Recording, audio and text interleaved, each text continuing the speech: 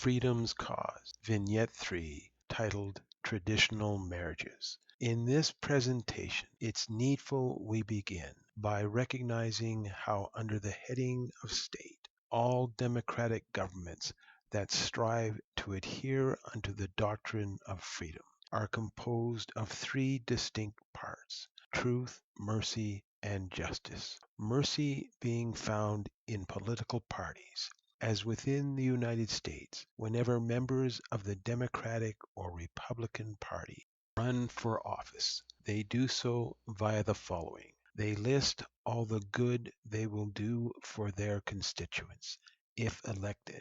This list of forthcoming goodly works is their list of merciful acts to be carried out. It is up to you to decide if the list meets your needs or if the list of the opposing candidate is more suitable. For in a democracy, no member of a political party can run for office based upon justice, as none can say, "Vote for me, or I'll have the police show up at your door, haul you before a judge, fined, and or placed in prison." Let us presuppose the Democrat candidate runs for and wins the office of the presidency of the United States. Does this mean the day after they're elected, they can declare, "All I promised to do for the American people is now the law of the land"? They cannot, even if the Democrat Party held all the seats in the Senate and within the House of Representatives. This newly elected president could not do this. As president, they, along with every Democratic senator and congressperson, must submit unto justice, which as president means they must submit unto those rules which govern the White House. Even as each member of the Senate must submit unto the rules of the Senate, as each member of the House of Representatives must submit unto the rules of said structure. If any refuse to so do, no matter the office to which they've been elected, no matter the percentage of the vote they obtained in being elected, they can never obtain authority to function within the office to which they're elected. But if they fulfill justice by submitting unto the rules of said office, they can exercise the authority of that office.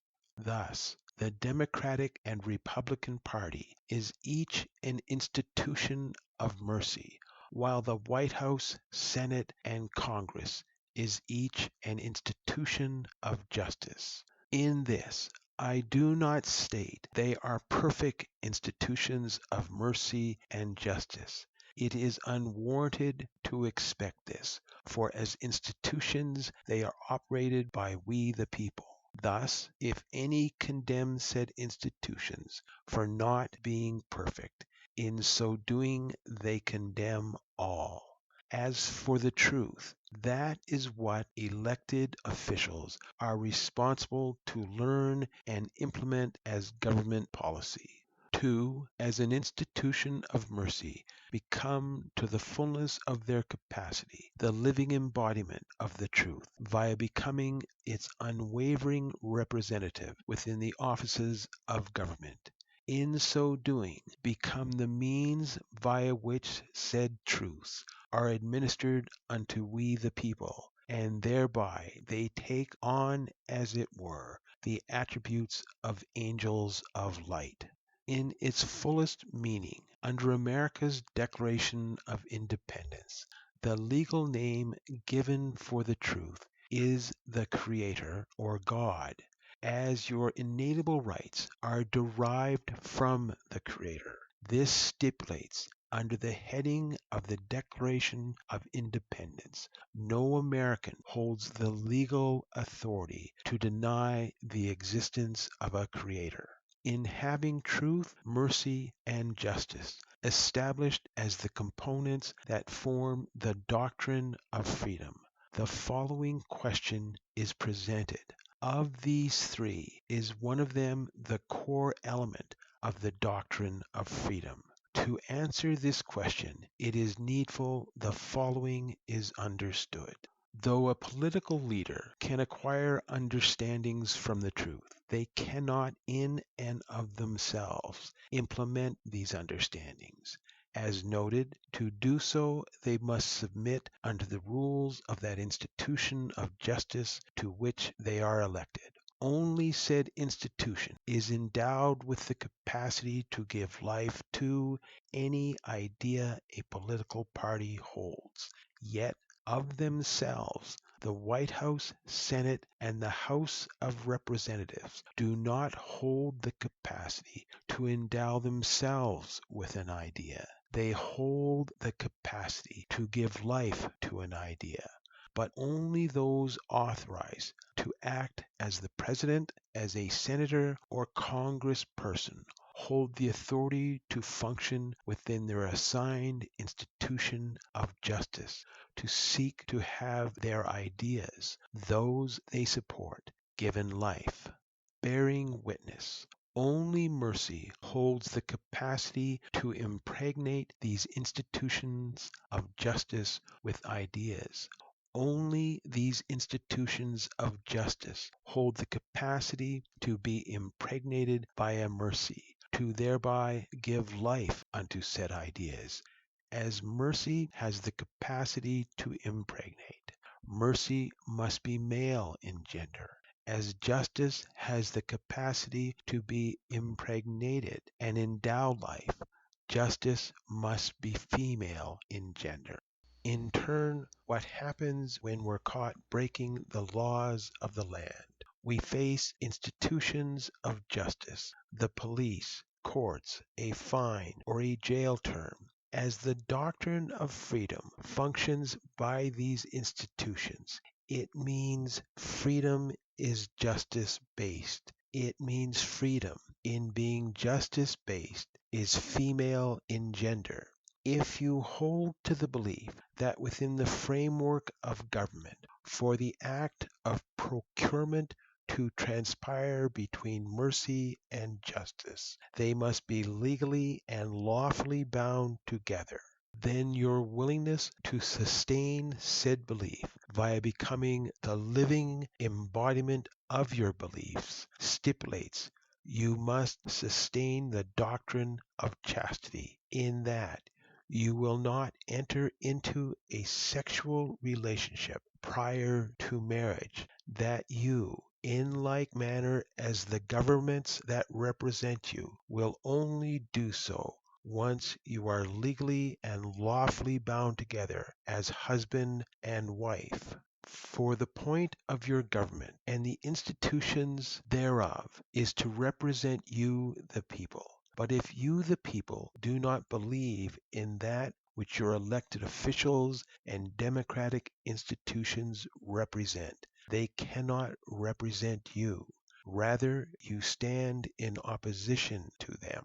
For what they represent is that via adhering unto the truth, male and female, when legally and lawfully bound together, have the innate capacity to become the living embodiment of America's Declaration of Independence, being able to do so via their marriage vows, as via the fulfillment of said vows they are endowed by their Creator with an innate capacity to mature in their ability to understand and act in strict accordance with those teachings which pertain to the doctrine of freedom. Further, within the framework of government, when the act of procurement transpires, it does so via mutual consent. Thus, whenever said act transpires by mutual consent, it stipulates both parties have accepted responsibility for said act, which is to have that which they may conceive endowed with life. In this, it is to be recognized as institutions of justice. Neither the White House, the Senate, or the House of Representatives have the authority to abort a bill. an order of government may not pass the final reading and thus not be endowed with life, but these structures do not of themselves have the authority to abort said bill, for they, in like manner as all elected officials, represent we the people, making them responsible to do all they can to have said bill endowed with life. All of which stipulates, as these structures and those who have been elected to offices therein represent we the people, then we the people cannot use abortion as a means of birth control. Rather, once mutual consent transpires, said consent stipulates a binding contract between mercy and justice to do all they can to see that which they have conceived is brought to term and sustained. For many, the previous may seem unobtainable. As experience has shown, no government can create and successfully enforce laws of prohibition, laws that restrict sexual activity, the usage of addictive products, abortions, etc. Of course, you are right. The only way such laws can be upheld is via a people acquiring the maturity to sustain them, by adhering under the dictates of their conscience as patriotic Americans. To do so in like manner as those who turned their backs upon the corrupt doctrines of slavery and segregation. For this reason it is requisite you learn why only via living said laws can America's Declaration of Independence and the purpose of your Constitution be preserved. For if you as a citizenry reject the undeniable truths by which the power of the doctrine of total inclusion can be overcome, if instead you adhere unto the teachings of those who via their capacity to beguile take on the appearance of angels of light, so via them you can continue to create laws that sustain said doctrine, then you will force the spirit of freedom to withdraw from the halls of government. This, the withdrawal of the spirit, is the requisite precursor to the fall of the Declaration of Independence, the subversion of America's Constitution. As the spirit of freedom is meant to abide within the halls of government, for this reason the White House, the Senate, and the House of Representatives are designed to edify and not impede a people's ability to feel of said spirit. For this reason the monuments in Washington and across America are designed to edify and not impede a people's ability to feel of said spirit. Now, if this is the case for buildings and monuments, is this not also true for each of us? For if we desire the spirit of freedom to abide within these structures that represent what we the people believe in, then is it not equally important we, via our conduct and appearance, edify rather than impede the ability of said spirit to abide within us? If we will not put graffiti on these buildings and monuments, or allow the business of government to transpire via foul language, as we know such impedes the ability for said spirit to abide therein, then how much more is it the case in regards to our own bodies, that we the people do not put tattoos upon our bodies or use foul language? Before we continue into the next vignette, it's requisite the following is clarified. In having stated the doctrine of freedom is female in gender, as it functions by means of justice, this allows for the following question. Of what gender then is the doctrine of happiness? For are laws of justice not also found within this doctrine? The answer, of course, is yes, that said laws exist within both doctrines. However, within a democracy, no church has authority to establish its own police force via which it can arrest a member, have them brought before a church's court, fined, or placed in a church's jail. As a church's laws cannot be enforced via said means, what then transpires when a member breaks such a law? It is requisite they are approached and talked with, not by an avenue of threats, but one of loving concern, that those who talk do so via showing forth patience, long-suffering, gentleness, and love unfeigned, so thereby they may teach via pure knowledge, all of which are attributes of mercy. Thus, where the doctrine of freedom is justice-based, and thus female in gender, that of happiness is mercy-based, and therefore is male in gender. In this it is to be understood both doctrines are composed of the same three elements: truth, mercy, and justice. Thus, for each doctrine to reach the fullness of its potential, male and female must work together under the tutelage of the truth. For when they do, then by means of fulfilling their marriage covenant,